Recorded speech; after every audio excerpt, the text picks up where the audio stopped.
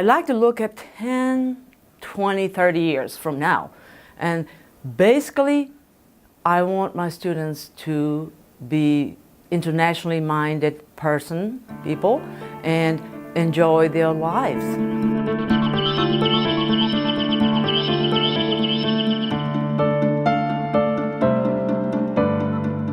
Language is a very strong tool to open any friendship. So that's what I always, aim at. Not just this semester or next semester. I want my students to look ahead 10, 20 years. And then if they remember something, oh yes, this is what she was talking about, maybe 10, 15 years from now, especially if they go to Japan. And that is just the most exciting thing to me. 違います。ちょっと待ってください。早いですね、みんな。はい。口、違います。とてもいいですよ。違いますって言いましたね。はい。またすです。もう一度すですよ。どうぞ。Maybe just one more. I have very good students, and generally they are very studious. And Japanese is a very, very tough language. And they have to start everything from scratch, and then they are really learning. They are trying very hard. And I'm so proud of my students. So that's the joy of teaching. And then I learn at the same time. I really have to study hard in order to teach.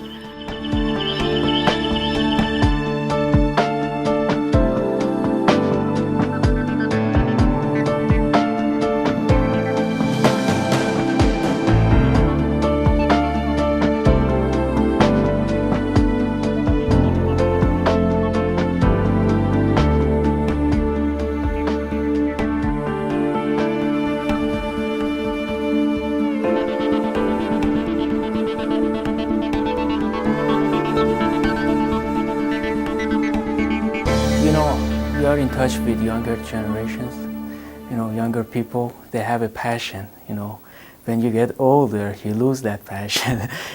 Being in touch with them, it's kind of enjoyment that they're all alive. They would ask many questions. Some of them do not make sense, but I don't care because that's the way they are.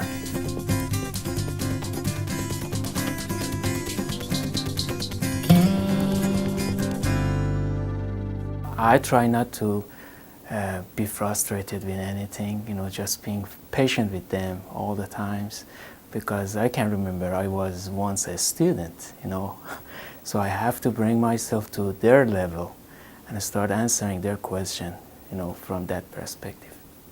Once you solve it, you'll be able to see. The first mode, look at my arm. It's going to move like this if you look at the animation at a certain frequency. The second mode is going to do something like this. So you'll be able to check different kind of frequencies that are called mode shapes. The first one is called the first mode, the second one, second mode, and so on. So at each frequency, you'll be able to see different kind of excitation on your structure. There is an expression that when something coming from your heart, it stays in people's heart too, So I think they can realize I do my best to be a good instructor. At least I can try it and try to spend time with them. I try to be available all the times. They can miss emails, I can answer it to them. Most of the time when they're working on their project, they come to me, to my office, say, could you come to the lab and look at our project? I will go, why not? So I try to be very close with them.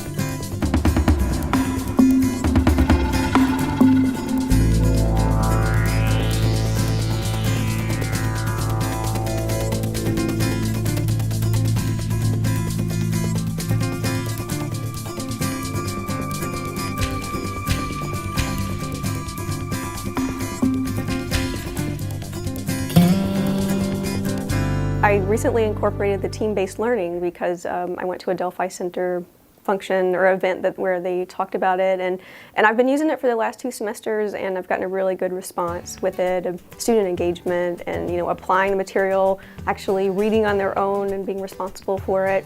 And so I'll probably continue that as well.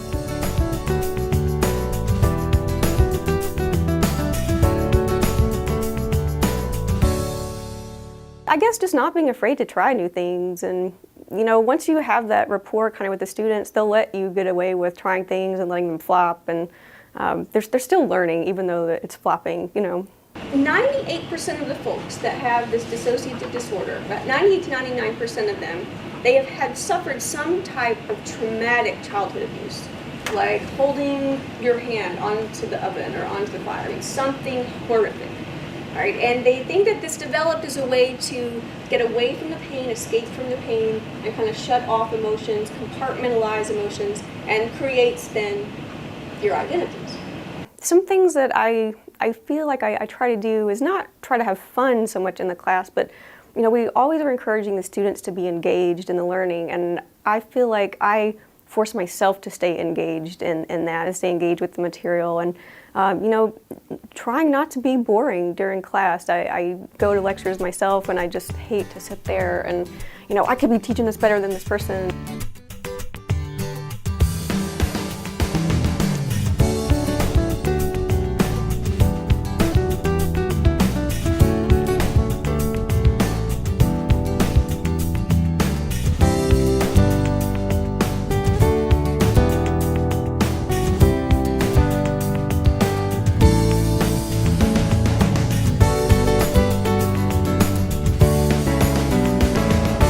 I enjoy teaching very much because of the interaction that I get with my students, and I made a commitment a number of years ago to attempt to get as much as I could out of my students, the same thing that I did with my employees when I was in business, and that is to provide an atmosphere where they can do the best that they possibly can.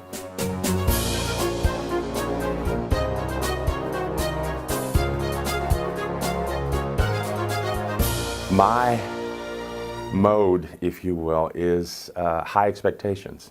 I tell students from day one that I expect a lot out of you because I know that you have a lot to offer. And I find that students as well as employees operate best when they know what the expectation is. They know from the beginning what is expected of them. They're more likely to then perform at that level. What this is saying is, if we look at interpersonal contact, we're going to classify reference groups as secondary, where there's low interpersonal contact, or we're going to classify reference groups as primary reference group, where there is a high level of interpersonal contact. One of the things that I try to do is that I understand I teach the whole student, not just what I expect of them in the classroom, but I teach what they bring to the classroom. And that may relate to any number of things that occur outside the classroom. So I attempt to create an avenue of openness between the student and myself, so that if there's an issue that we need to talk about, I hope that they come to talk to me. I'm not a counselor, and they know that. So I don't counsel, but many times it's just a matter of listening. And often it's professional issues. I've studied marketing for 4 years. I'm not sure I like it. What kind of job am I going to get? Am I likely to get a job? What do I need to do to get the kind of job I want? It's that kind of thing that I'm always open to hear. And I have an open door policy, literally and physically. I keep my door open so that students know that I'm there and willing to see them. If I'm in my office, I'm there to see them. And they utilize it, and I'm glad they do.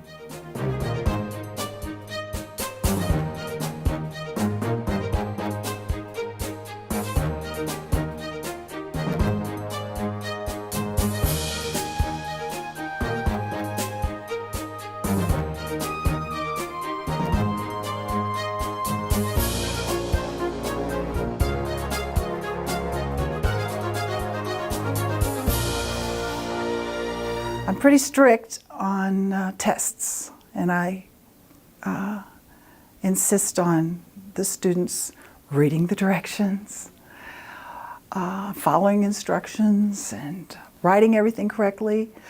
But I try to teach the students that learning for a test is one thing, but learning for real life is something else, and that in order to communicate effectively with Spanish speakers, you don't have to be perfect.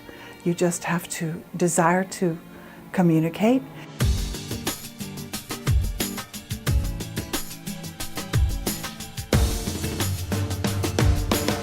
That's what I try to do, is just basically encourage people. And it has nothing specifically to do with the tests. It has to do more with life. And the tests are just a tool. And the grammar books and the conversation books are just a tool. But I tell people that communication is more important than perfection. And not on the tests. They're still going to get marked off on the tests. But if we can affect their life, then I think that's more important. No tengo tu papel. Ok, busco tu papel luego. Bien, no sé qué pasa con tu papel. Bien, está bien, no hay problema, ¿ok? No hay problema. Bien, ok, estudiantes, vamos a practicar. Vamos a practicar. Quiero ver las fotos. ¿Bien? ¿Ok? Ok, quiero escuchar español. Español. I've been through a lot of things in life where, you know, I'm just not worried about propriety at this point. And so I think the students see me as somebody they can talk to. And sometimes maybe too many students see me as somebody they can talk to. And I've gotten in trouble for maybe not cutting myself off, because I've got my door open so much and I'm around so much. And but I think I'm just a human being, and I just want to help the people around here to see that it can really be fun to speak another language with somebody, because it really opens your mind. And if you've been in the United States all your life and you haven't had any foreign experience, you really don't know what the rest of the world's like. And if you can begin to use another language, even here with people that are immigrants, then you can begin to see a little bit of what the rest of the world's like.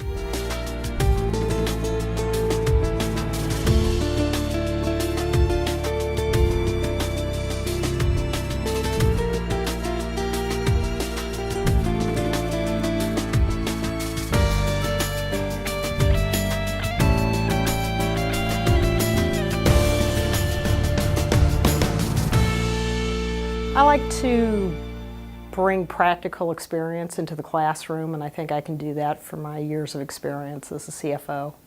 Give a little bit more maybe practical application versus theory in the classroom. Always got a war story to tell, somehow tie into the material somewhere along the line.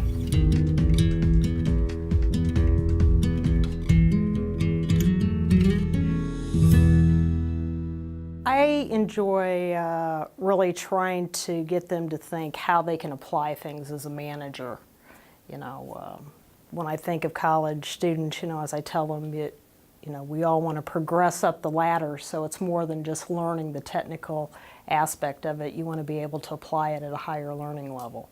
So the question is, when we look at this variance analysis and we show that we have unfavorable variances, how much of it is responsible due to the volume increase and how much of it is due to the true cost? Okay, so that's what we're looking at here. Now the thing to remember when we do a flexible budget, does fixed cost in total change?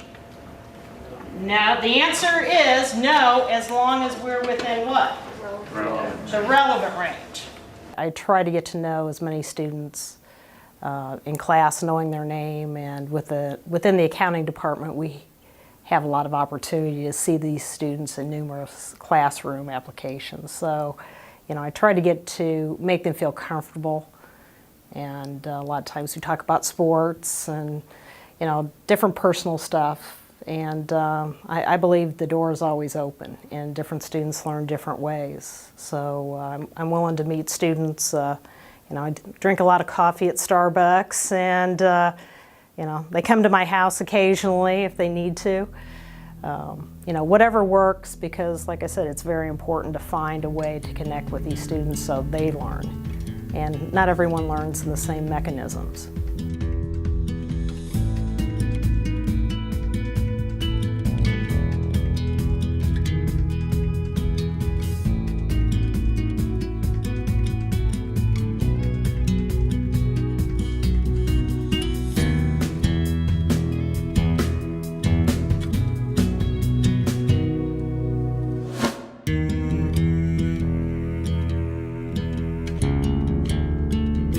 I enjoy helping the students to reach their full potential, especially since the population at U of L is so diverse, both in terms of student background and what they can bring to a classroom. And so I really like interacting with the students, and I enjoy making my course interactive so that they learn from one another in addition to learning from me.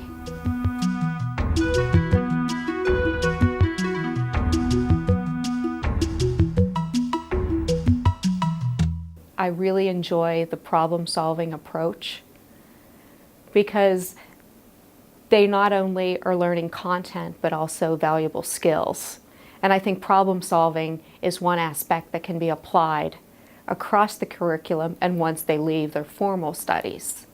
Se asimila al punto de articulación de la G. ¿Y cuál es el punto de articulación de la G? Velar. Ok, entonces miren ustedes sus símbolos. ¿Cuál es el símbolo que tenemos para velar? Tenemos una N, ¿verdad? Con una colita, ¿sí? Que es el diacrítico, ¿ok? N con colita, como si fuera mono. ¿Sí?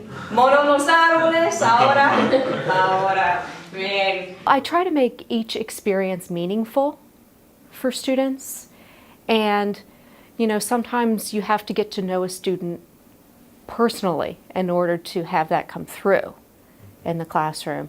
And not all students are interested in a particular form of the content that I'm stressing, and they may have another question, and I encourage them to think outside of the box and kind of stretch a lot of the ideas to incorporate related content.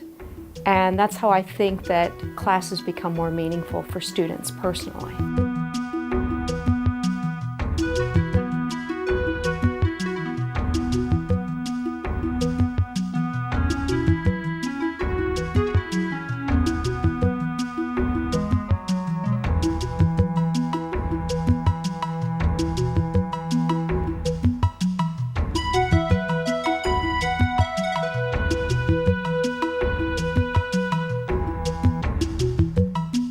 I grew up in a small town where band was just a big part of my life, and I knew since 7th grade this is what I wanted to do, was to be a teacher.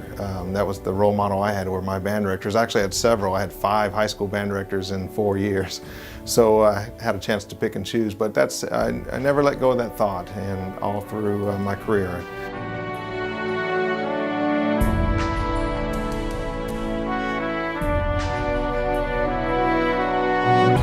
Actually, I go to high schools and recruit, and I happen to go to Atherton High School, where Patrick Henry was a student. He was in the band there, and I was talking about marching band, and Patrick raised his hands and asked questions about the pep band. And of course, I was there recruiting for the marching band. And it was then that it dawned on me he was not thinking marching band at all, he was just thinking pep band.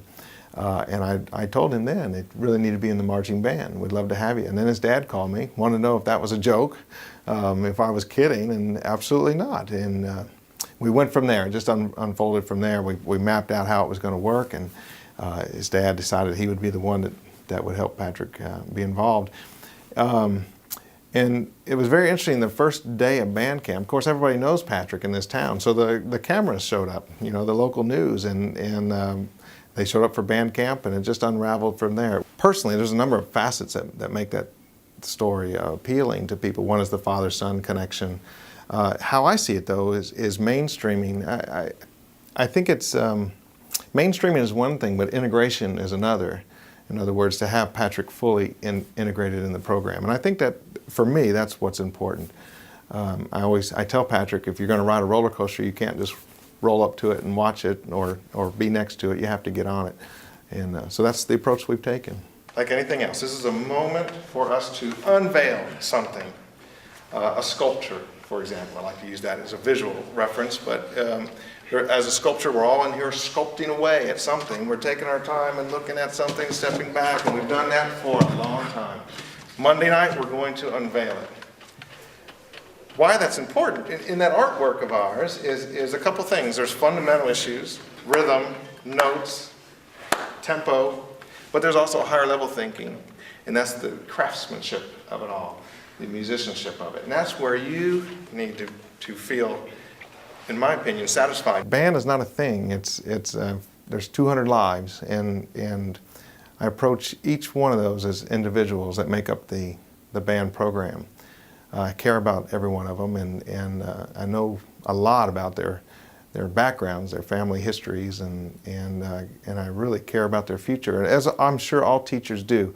But when we think of the University of Louisville Band, I actually try not to call it that. I tried to call members of the University of Louisville Marching Band, because everybody's an individual coming together as a concerted whole, and I think me included, as their leader, I'm an individual, and we're all in this together, and that's the only thing I can imagine is that it's as to why I have such support. And if there was a way I could sign them up, I would do it too. They're my favorites.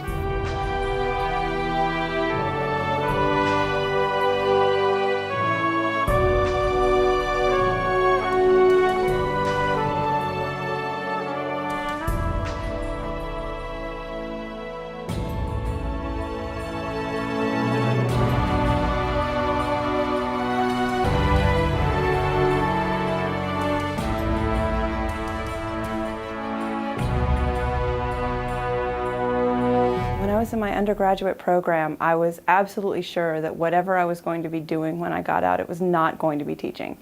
That was just not something that I ever wanted to do. And then when I was in grad school and going through with my teaching assistantship, I just started realizing that the teaching part was what was keeping me sane, and the other parts were what were making me crazy.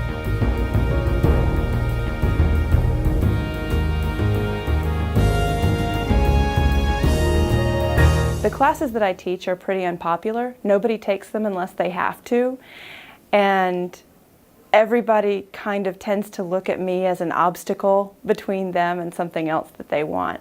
So if I can get them to overcome that and actually engage with the material, actually maybe enjoy it a little bit, take something out of the class with them, then that's really, really huge for me. It's really rewarding. And also, they need this material before they go on to the other classes. So if I can successfully accomplish getting them ready for their next classes, then I win. And so in the case of an amino acid, we're going to end up with not this structure here, but we're going to end up with the amine part becoming its conjugate acid, and the acid part becoming its conjugate base. So that's the real structure of an amino acid in water. The acid part gives up its H+, the base part takes it on. Now, it would be no surprise at all. I can tell you that I'm not everybody's favorite, and they don't all love me, but it's partly the numbers. You know, they look around and they're in a huge class, and yet I do really make an effort to still engage with them as an individual to the extent that I can. And I serve a lot of students, and they're pretty sympathetic to that. They cut me some slack because they realize that I have a lot to keep track of, and they're pretty good to me about that. They take pretty good care of me. You know, if I ask them to remind me about things or to write things down for me, they're really good about that, and they're pretty sympathetic. But I do really try to engage with them. Anybody who actually makes the effort to get in touch with me outside of class, or to I guess put forth a little bit of extra effort or seek out a little bit of extra help. I really do try very hard to connect with those students and remember who they are. And I'm not always successful. I'm frequently not successful, but you know, I just have to get a little bit better every year, and that's kind of my goal.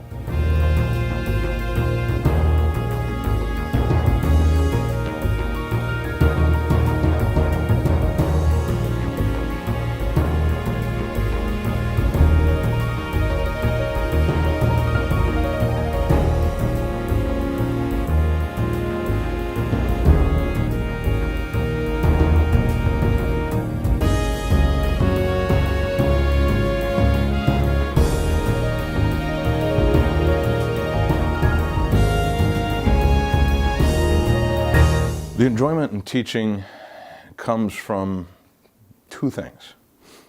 The first is the spark, that little thing that you see in students' eyes when they get something.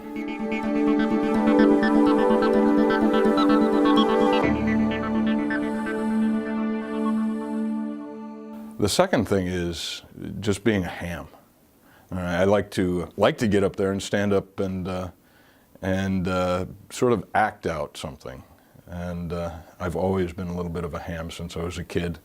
I used to accompany my mother, who was a professional storyteller, and I'd act out some of the stories. And I just always loved standing up there in front of the group and acting something out. It was a little easier than trying to actually talk to them one-on-one. So just being in front of a classroom is enjoyable. And the trouble with it, though, is that standing up in front of a classroom and acting is not enough. You know, to really teach, you got to get the students. You got to get the students involved. And when I'm asked what my teaching philosophy is, I usually say, I can't teach. That's my philosophy.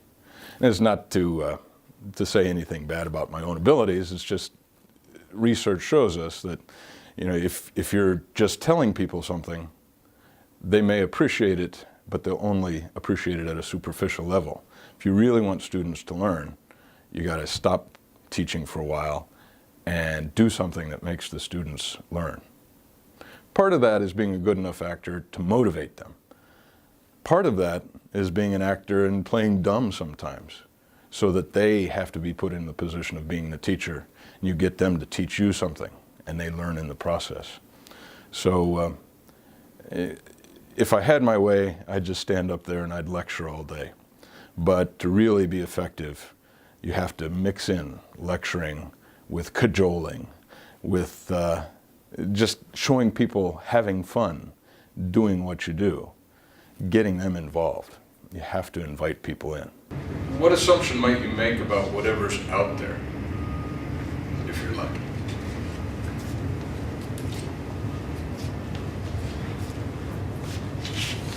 Well, to make your life easier, right? That's what physics is all about, making your life easier. You might assume that it doesn't draw much current, whatever's out there being powered by the output voltage. So you can just basically ignore that and consider this to be in series. I think actually the secret to successful teaching is no secret. It's just being a person who cares. You know, so you look at the students and you read their body language. And if they're not understanding, you look at them and say something that gets them to tell you what they're thinking. You know, you respond to them with good manners, just common courtesy, you know, good manners. You don't react like, what? You're so stupid, which I've seen happen before. You realize that students to be at this level have to have some brains, and you show them respect. You show them that you love what you're doing so that they'll love doing it too. So you just do everything that makes them feel like they want to be there, they want to work hard, they want to accomplish, they want to satisfy themselves, and they want to satisfy you. You try to be a good person first, be a good role model, and then they respond to that.